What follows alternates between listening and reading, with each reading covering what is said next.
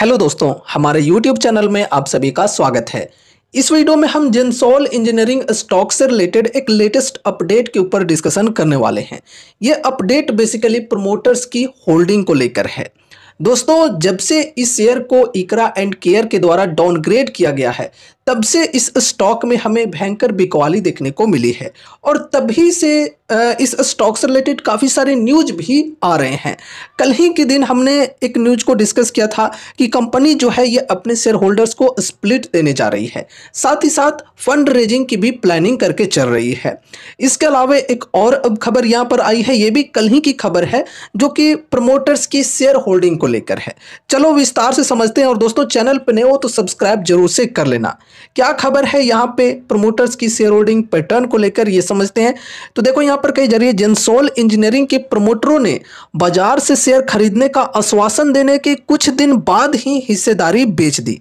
आगे देखो, यहाँ पे कई जरिए सप्ताह की शुरुआत में जेंसोल इंजीनियरिंग के चेयरमैन और एमडी अनमोल सिंह जग्गी ने CNBC 18 टीवी को बताया था कि कंपनी के प्रमोटर जल्द ही खुले बाजार से कंपनी के शेयर खरीदने पर विचार करेंगे।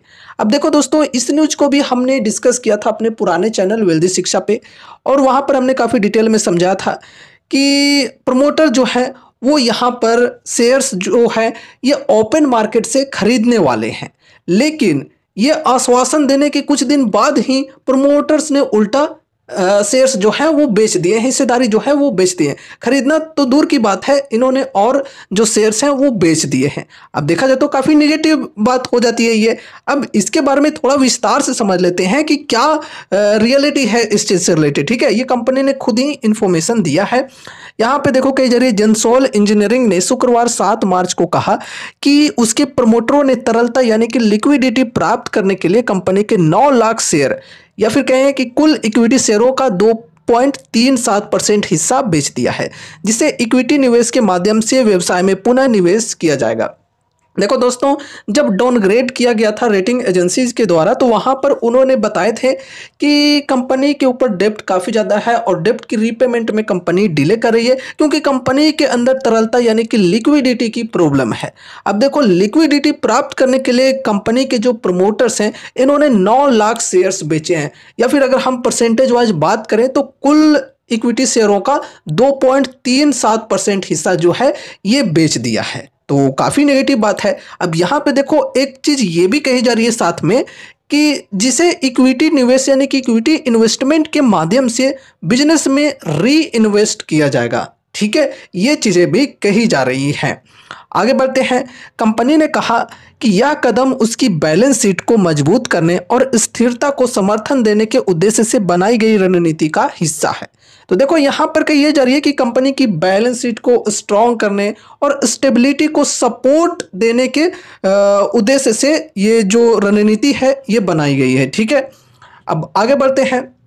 आगे देखो, यहाँ पर कही गई है, इसमें कहा गया है कि प्रवर्तक यानी कि प्रमोटर्स इस बिक्री से प्राप्त समान राशि या इससे अधिक राशि को वारंट सब्सक्रिप्शन दौर में लगाएंगे। तो देखो, यहाँ पे कही जा रही है कि प्रमोटर्स जो है वो ये शेयर्स को बेचने के बाद जो भी अमाउंट्स प्राप्त करेंगे, वो अमाउंट्स या फिर उससे भी अधिक अमाउंट्स वारंट सब्सक्रिप्शन की जो राउंड रहेगी उसमें लगाएंगे, जिसे 18 जून 2024 को क्रियान्वित यानी कि इम्प्लीमेंट किया जाएगा, जिससे कंपनी को अतिरिक्त विकास पूंजी उपलब्ध होगी। ठीक है, तो यहाँ पर बिजनेस में ये जो अमाउंट है या फिर इससे थोड़ा ज़्यादा भी हो सकता है, तो बिजनेस में री इन्वेस्ट किया जाएगा वारंट सब्सक्रिप्शन के जरिए। ये चीज़ें भी कही जा रही हैं। आगे बढ़ते हैं। कंपनी ने एक्सचेंज फाइलिंग में कहा, इस लेन देन के बाद प्रमोटरों के पास 59.7% की पर्याप्त हिस्सेदारी बनी हुई है।